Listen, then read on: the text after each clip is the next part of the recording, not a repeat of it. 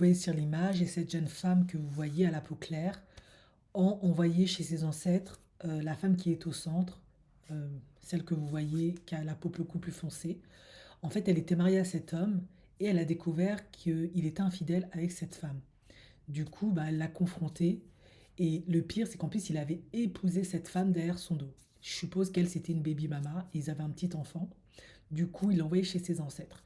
Et sa petite amie, en tout cas, c'est ce qu'il a dit, a pris son corps, l'a mis dans une valise et l'a emmené plus loin et l'a mis dans un tonneau et a mis le feu. Alors depuis mi-mars, elle avait disparu, la famille la cherchait et ils trouvaient que c'était bizarre qu'elle est partie comme ça parce que la maison avait été entièrement vidée, pardon, et ils savaient pertinemment qu'elle vivait avec cet homme. Et comme ben, c'est pas un enfant de cœur de toute évidence, hein, comme la plupart malheureusement, ils ont toujours deux trois trucs dans leur casier judiciaire. Après des investigations, des recherches, ils les ont attrapés et tous les deux sont tombés. Voilà. Et maintenant, il risque la perpétuité, etc. C'est profondément triste parce qu'elle était vraiment jeune, elle n'avait rien demandé.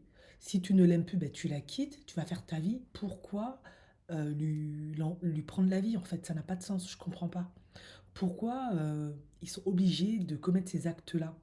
Donc, toi, tu as le droit d'aimer une autre, d'aller faire ta vie, d'épouser une autre, et elle est censée être là, à ta disposition, rien dire, être ta roue de secours, ta side chick, je comprends pas.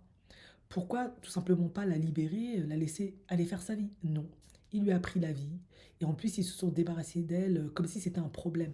Tu veux qu'elle fasse quoi dès l'instant où tu es marié avec une autre euh, et tu veux plus rester avec elle? Tu veux qu'elle fasse quoi?